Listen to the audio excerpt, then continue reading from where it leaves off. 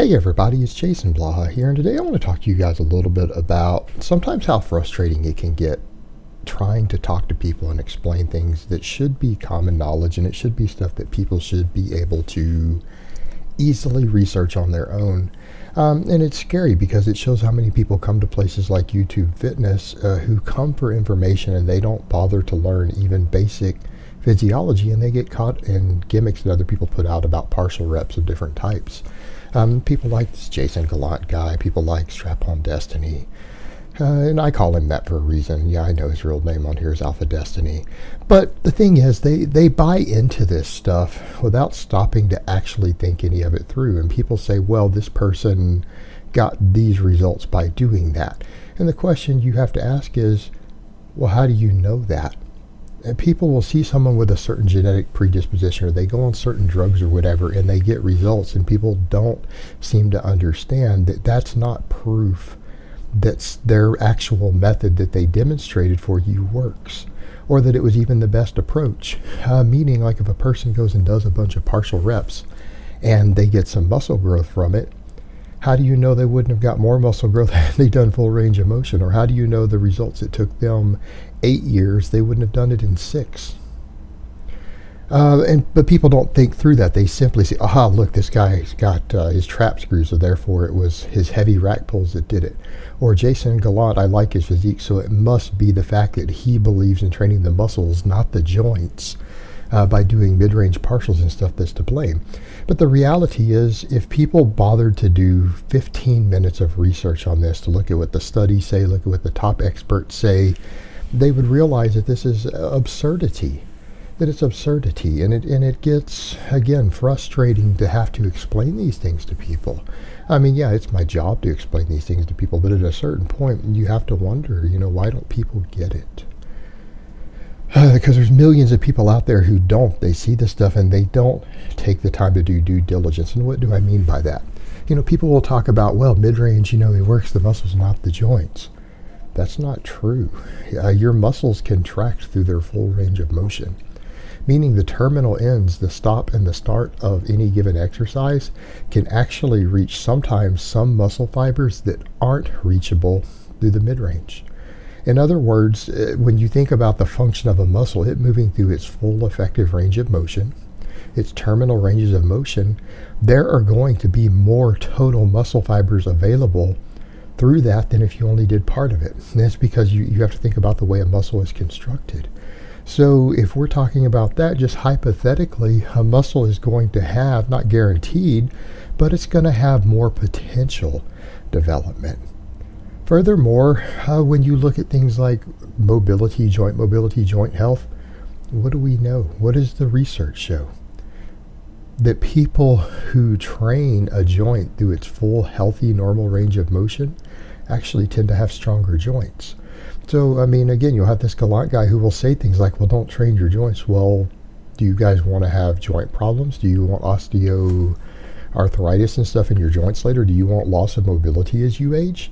Because that's what he's telling you. Why wouldn't you train your joints? And you have to understand that from this perspective.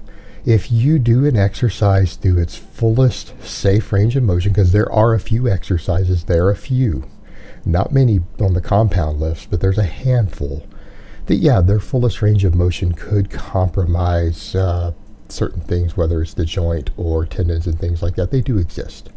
But the majority, that's not an issue. If you train an exercise to the fullest range of motion, you have the potential for training the muscles further. You have the potential for training the muscles further. And you get the added benefit of training the joints.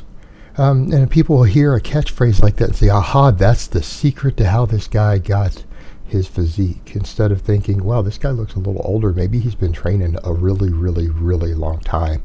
Maybe doing weightlifting for many, many, many years has built all that muscle, instead of thinking there's a specific secret to that technique. Because the reality is, you train the muscles more with the added benefit of better joint training by doing the full range of motion. There are no negatives to this. There are no negatives. So train the muscles, not the joints, is a bad thing. That's not good for your health, your fitness, your athleticism, or your longevity. That's far from ideal. And people will say, well, it keeps constant tension on the muscles. Go look at what certain experts say. Go look at what Dr. Mike Israetel has to say on that. He's a professor of kinesiology. All right? Professor of kinesiology. He's a competitive bodybuilder. He's a competitive martial artist who happens to have a PhD in the field. What does he say? Well, he's always said, and I agree with his contention there, that there is zero evidence at all that constant tension produces any additional hypertrophy. In other words, starting and stopping at the top or bottom of an exercise, and even having to reset, take rest, whatever, on an exercise between reps to get everything perfect, doesn't seem to have any disadvantages. In other words, constant tension doesn't appear in any of the scientific literature to have any advantage for gaining muscle mass. None. That's a bodybuilder myth. And there is no biological mechanism that would explain how it could. In other words, it's some stuff that some bodybuilders just made up one day and it got trendy and caught on. And if something gets trendy and catches on and then all the best guys start doing it, people need to remember they were the best guys before they started doing it. Just because they started doing it and then other guys started imitating them and some of those guys became the worst, some of them came in the middle, some became the best, that's not proof that it worked. It just means that it became trendy. And you know what? The best guys in that area would have still been the best guys had they not worried about it. Because they all are very genetically gifted and they all use a lot of drugs. And if they happen to train hard with it, well, they're probably going to be freaks. It doesn't matter that they did that. There's no evidence that it works, and there's no actual biological explanation to explain why it works. So why does it... So in other words, according to all available evidence, there are no benefits to this style of training, but there are drawbacks. So in other words, it makes no sense to do it.